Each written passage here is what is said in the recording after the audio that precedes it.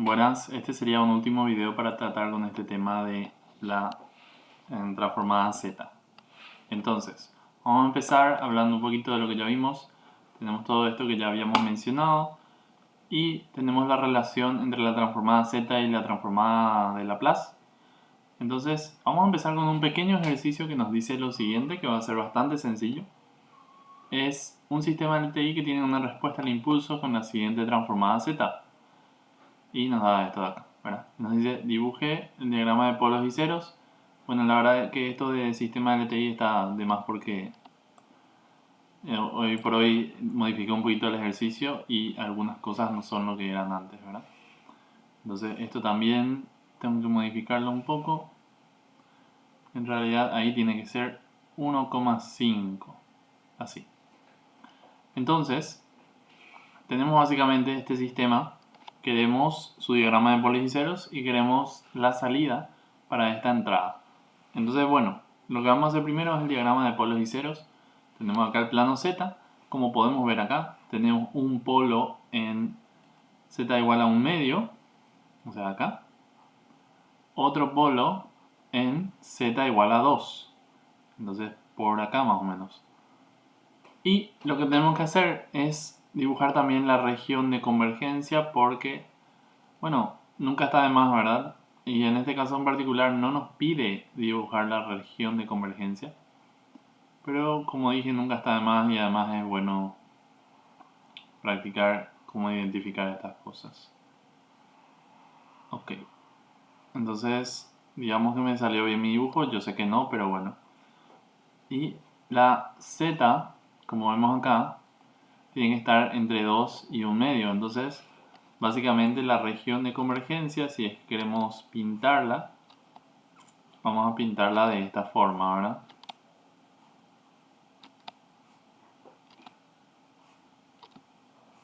Así. Va a ser la región entre la cual el módulo o la magnitud de ese número Z está entre 2 y 1/2. Genial. Entonces, ¿qué más nos pide este ejercicio? Nos pide la salida para una cierta entrada. Y lo que nosotros tenemos que notar acá es que esta entrada está conformada por señales exponenciales. Y las señales exponenciales, sean reales o complejas, las reales son un subconjunto de las señales exponenciales complejas. Entonces, en general, una señal exponencial compleja es una autofunción para un sistema LTI. Entonces, como nosotros habíamos mencionado hace rato desde un sistema LTI, bueno, sí era importante que ponga eso, lo siento por no mencionar, pero ahí está, podemos aplicar directamente esta parte de acá para conseguir nuestra salida. Entonces voy a copiar un poquito abajo, pero básicamente lo que quiere decir todo esto que estoy copiando es directamente que si yo tengo que le paso a mi sistema, vamos a poner acá que el sistema es S, ¿verdad? Mejor en color verde. A S yo le paso la entrada 3/4 a la n más 3 por 1,5 que sería 3/2, ¿verdad? A la n. Bueno, eso primero que nada sería lo mismo que la salida de esto más 3 veces la salida de esto. Y la salida de esto respectivamente va a ser 3/4 a la n por h de 3/4 más 3 por la salida de esto, ¿verdad? Entonces 3/2 a la n por h de 3/2. Entonces vamos a ver qué nos da cada una de esas cosas. Primero vamos a tener 3/4 a la n multiplicado por evaluar esto acá. Entonces si tenemos 1 menos 1/2 por 4/3 multiplicado por 1 menos 2 por 4/3. Entonces acá se lleva esto, me queda 1/3 multiplicado por 8/3, se le resta. Bueno, voy a hacer los cálculos de todo esto que les muestro acá y después voy a volver con ustedes con la respuesta. Bueno, ahí tenemos nuestra salida. Entonces, básicamente eso sería nuestro ejercicio de ahí, ¿verdad? Vamos a un siguiente ejercicio. Y este ejercicio sí va a ser un poco más complicado, pero no quiero que se preocupen. Tenemos dos sistemas. Uno es considerando la transformada z de estas funciones de acá, ¿verdad? De estos sistemas de acá. Y otra es transformado usando la transformada, perdón, ¿qué yo dije? Uno es la transformada en Laplace, otro es la transformada z, perdón. Y nos pide hallar las funciones de transferencia, hallar después otras cosas, ¿verdad? Considerando esta función h o esta función h y considerando que k de s o k de z es igual a una constante. Entonces vamos a empezar con hallando las funciones de transferencia y vamos a hacer esto en un caso general, en que sería el siguiente. Si yo tengo mis respectivas equivalentes, ya sea con la transformada s o con la transformada z o lo que sea, yo voy a tener que puedo sacar de esta parte algunas ecuaciones. Una de las ecuaciones va a ser la que se corresponde con este bloque de acá. Entonces con ese bloque de ahí yo voy a sacar que W mayúscula debe ser igual a por B. B mayúscula, ¿verdad? Porque está todo en cierta transformación. Y luego siempre podemos sacar una ecuación más del sumador o de cualquier sumador que tengamos en nuestro sistema de bloques, ¿verdad? Entonces en el sumador yo voy a tener que B mayúscula debe ser igual a U más, menos B mayúscula, o sea, esta función de transferencia por W. Y reemplazando uno en lo otro, me va a salir después de unos cuantos cálculos que W sobre U debe ser igual a sobre 1 más A por B. Ahora, si estos son matrices y cosas así, cosas que van a ver en algún momento más adelante, importa el orden en el que estamos haciendo esto, así que traten de tener eso en cuenta dependiendo del tipo de sistema con el que están trabajando. Bueno, entonces de esa forma nosotros podemos sacar lo siguiente. Q de S va a ser igual a H de S sobre 1 más H de S por K de S. Y luego Q de Z va a ser igual a H de Z sobre 1 más H de Z por K de Z. Eso es fácil de sacar del hecho de que acá tenemos los sistemas, ¿verdad? Y bueno, ahí está la función de transferencia. Ahora, lo que tenemos que considerar de ahora en más es que h es igual a 2 sobre s menos 2 o 2 sobre z menos 2. Cualquiera de esos igual no va a cambiar cómo se va a ver la ecuación después. Entonces vamos a tomar más que por el momento h de x, por ejemplo, va a ser igual a 2 sobre x menos 2. Y ahora k va a ser igual a, o sea, k de x va a ser igual a una constante, ¿verdad? Entonces, en cualquiera de estos casos, q de x, que es nuestra variable auxiliar solamente, va a ser igual a ¿qué cosa? Va a ser igual a 2 sobre x menos 2 multiplicado por 1 sobre 1 más 2 sobre x menos 2 por k. En cuyo caso, esto se puede ir multiplicándole a todo esto de acá y dándonos x menos 2 más 2k. Así. Entonces se puede usar de varias formas, pero si quieren la podemos dejar así mismo como está. Genial. Entonces directamente yo voy a tener que q de s debe ser igual a 2 sobre s. Vamos a hacer s menos, ¿verdad? Y vamos a tener 2 por 1 menos k. Así.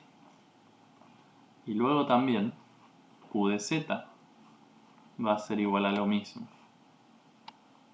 2 sobre z menos 2, 1 menos k.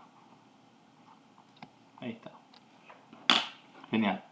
Entonces hasta ahí tenemos las funciones de transferencia para cada uno de estos casos. cuando h es igual a esto y cuando k es igual a eso, ¿verdad? Ahora lo que nos quedaría es, bueno, nos pide que grafiquemos el diagrama de polos y ceros para k igual a 0, para k igual a menos 1 y para k igual a 1. Para cada una de estas funciones de transferencia. Entonces vamos a hacer eso rápidamente, ¿verdad? Voy a pausar para poder dibujar los planos y vengo con ustedes. Bueno, tenemos acá los planos. Ahora vamos a dibujar la ubicación de los polos y ceros, ¿verdad? Para esta primera función de transferencia, cuando k sea igual a 0, nosotros tenemos que s menos 2 va a ser nuestro el polinomio de abajo, ¿verdad? Nuestro denominador. Entonces básicamente cuando s sea igual a 2 vamos a tener un polo. Entonces vamos a poner acá en 2 tenemos ese polo. Luego cuando k sea igual a menos 1 vamos a tener acá 1 más 1 sería 2. Entonces va a volverse un polo el 4, ¿verdad? Y finalmente cuando k sea igual a 1 acá esto se va a volver 0 y vamos a tener un polo en el origen, perdón, en esta parte. Un pequeño detalle, ahora se me ocurrió algo que puede o puede que no haya anotado en el ejercicio anterior. Y claramente, como pueden ver, no anoté porque se me pasó. Espero hayan mirado hasta este momento. Me faltó dibujar los ceros, ¿verdad? Me faltó dibujar los ceros para este diagrama de acá. Porque, como pueden ver acá, si yo hago el factoreo de esa parte de acá, me pasó por apurado seguramente.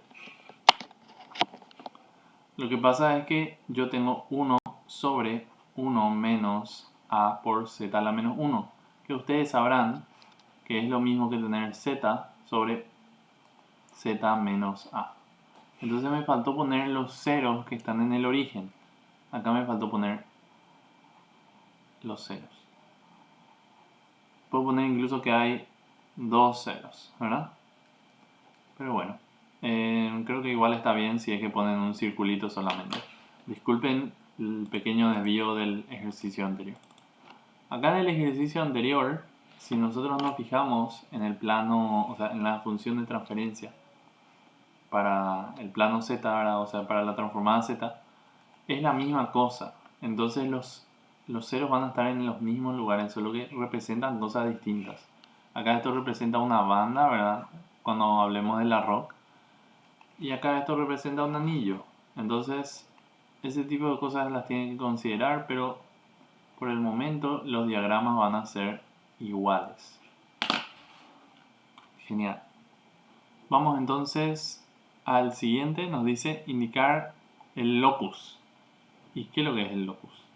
Bueno, en el plano S, variando el valor de k desde 0 hacia el infinito y desde 0 hacia el menos infinito. Entonces, algo raro está pasando. No entiendo yo esta parte, profe. Entonces, bueno, vamos a ver qué es lo que se refiere con esta parte, qué es lo que es el locus y cómo le llamamos en español. En español le llamamos el lugar geométrico de las raíces. Y se relaciona con lo que ocurre cuando nosotros le ponemos una realimentación con una cierta ganancia constante acá, ¿verdad?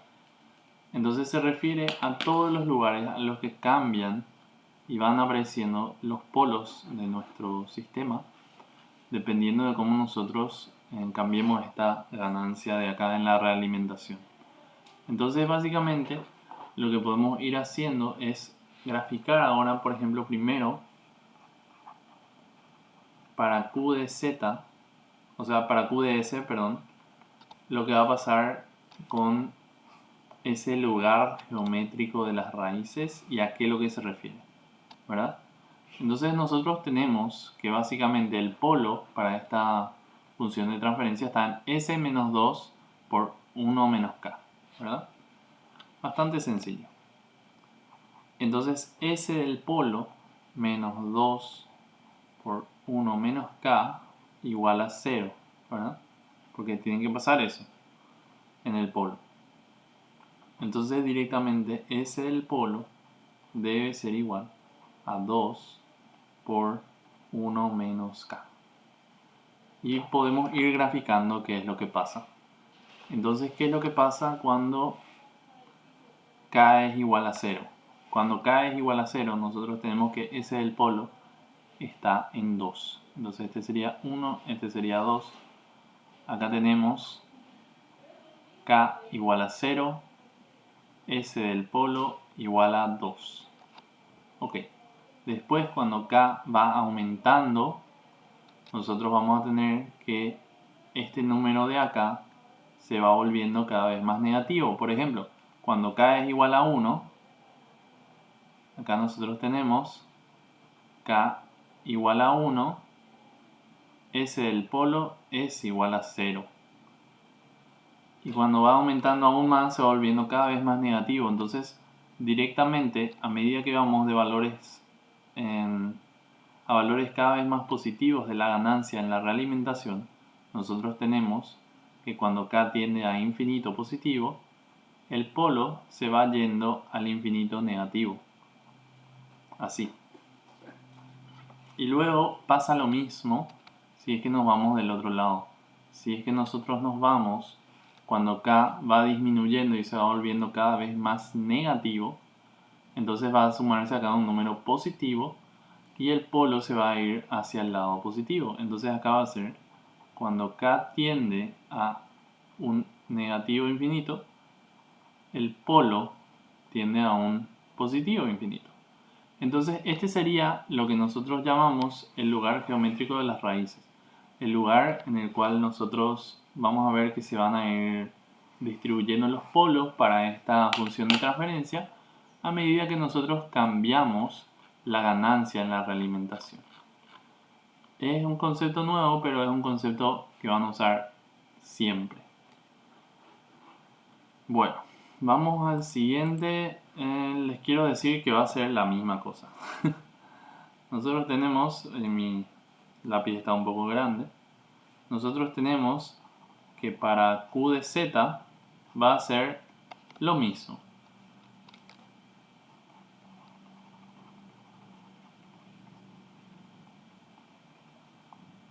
Y les voy a hacer un pequeño detalle. Eso no quiere decir que si yo transformo esta planta de acá en lo que sería su equivalente en z, que sus lugares van a ser iguales, que esto va a ser igual a esto, para nada. No quiere decir eso de ninguna manera. Estamos simplemente analizando funciones de transferencia similares, pero que no tienen ninguna relación entre ellas. Estas funciones de transferencia muy posiblemente se relacionan a plantas totalmente distintas, o sea, a sistemas totalmente distintos. Entonces no hay que confundir eso, pero en este caso en particular, como son las expresiones algebraicas son equivalentes, tenemos que esto también va a pasar para q de z. Bueno, entonces vamos a ver lo último.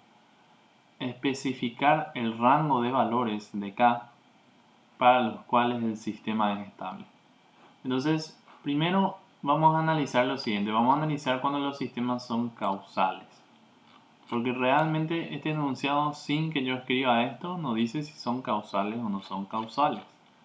Entonces vamos a analizar primero en ese caso en particular. Vamos a poner acá en color verde para sistemas causales. Ahí está. Entonces, para sistemas causales, lo que nosotros tenemos que saber, por ejemplo, para q de s, es que todos sus polos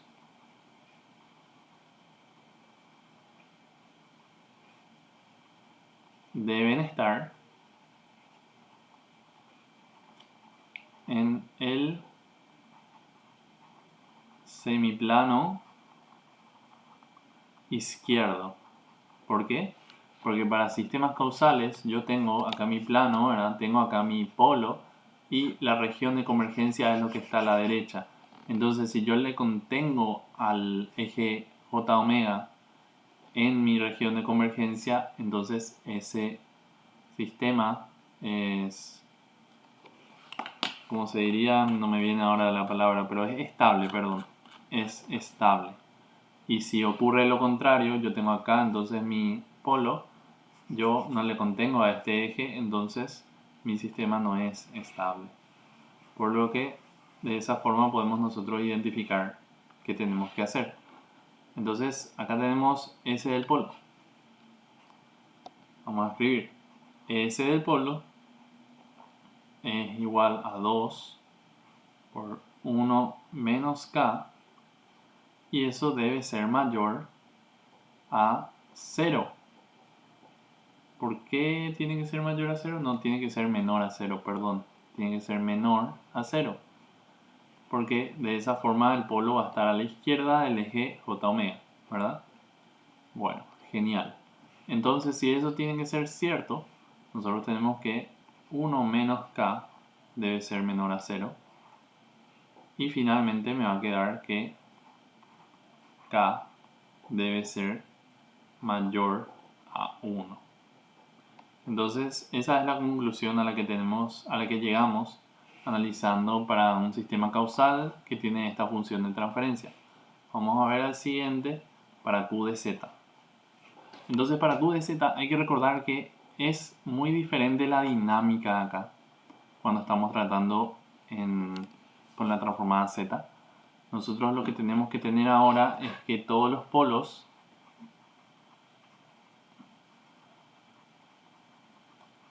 deben ser internos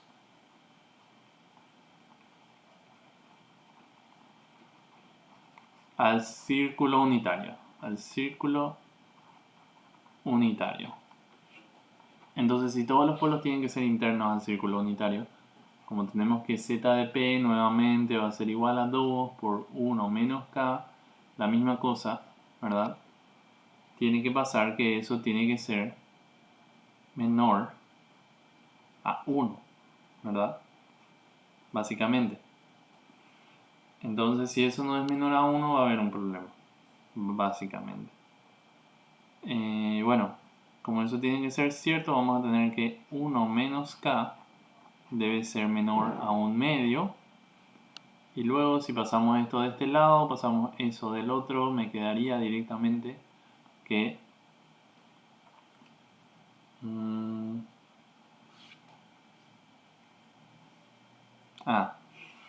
bueno, en este caso en particular creo que va a ser mucho más sencillo no analizar con esto y analizar justamente con el lugar geométrico de las raíces, con este de acá. Entonces vamos a copiar esto, vamos a pegar acá y vamos a ver por qué lo que yo estoy diciendo tiene sentido. Tiene sentido porque yo puedo agarrar acá, decir que bueno, este es 1, ¿verdad? Entonces yo voy a hacer acá el círculo unitario y ahí es mucho más sencillo ver que los polos tienen que estar entre esta zona de acá. No pueden estar afuera, eso más es lo importante. Porque recordemos que los polos nos definen en qué área yo voy a estar pintando. Si es que yo tuviera un polo afuera, eso va a hacer que yo tenga este círculo y voy a estar pintando fuera de ese círculo, por lo que no le voy a contener al círculo unitario, que es el que me define si es que mi sistema es estable o no. Entonces, básicamente, tengo que encontrar dos puntos. Tengo que encontrar este punto de acá, de mi lugar geométrico de las raíces, y este punto de acá. Entonces, vamos a ver en qué casos ocurre eso. Eso ocurre cuando el polo, en este caso va a ser z de p, es igual a menos 1 en este lugar, y cuando el polo es igual a 1 en este lugar. Entonces, de esa forma ya nos limitamos bastante el rango de valores, porque yo sé que si z de p tiene que ser igual a 1, eso también tiene que ser igual a... O sea, en realidad z de p tiene que ser menor a 1. Podemos poner eso ahí. Y esto tiene que ser mayor a menos 1. Entonces de acá podemos sacar que directamente 2 por 1 menos k debe ser mayor a menos 1. Y también 2 por 1 menos k debe ser menor a 1. Ahí está. Entonces de esa forma sí ya es más sencillo decir que bueno, 1 menos k tiene que ser menor a 1 medio. Y directamente ahí sacamos una de las respuestas que estábamos sacando recién. Que 1 medio debe ser menor a k. Pero también de acá tenemos que sacar la otra respuesta.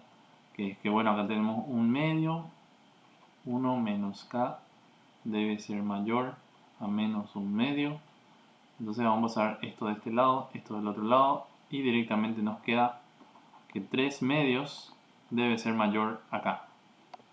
Con lo que al final concluimos que k debe estar entre 3 medios y 1 medio si es que nuestro sistema es causal.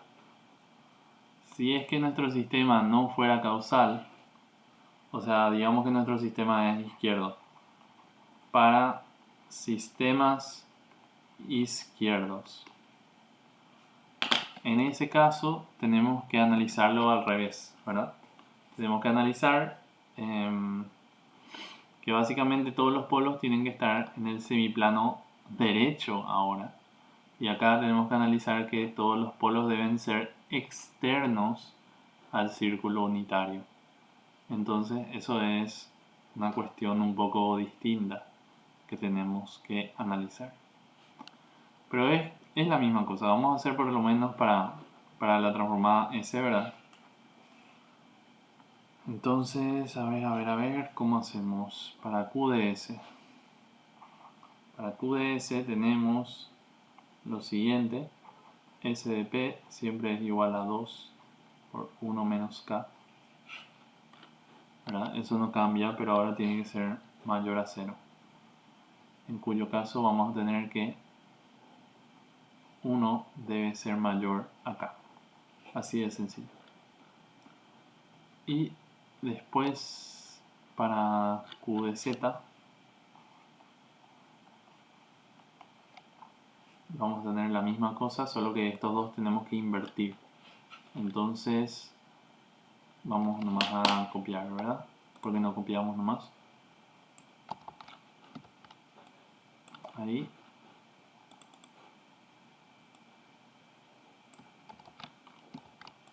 Y ahí. Y lo que nos va a salir de esto va a ser que como esto va a cambiar de lado,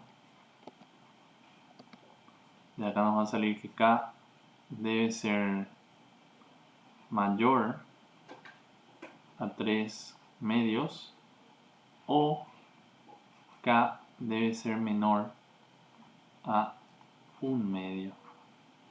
Ahí está. Entonces eso sería todo por este ejercicio. Espero se entienda. Y por favor díganme si es que tienen algún tipo de duda.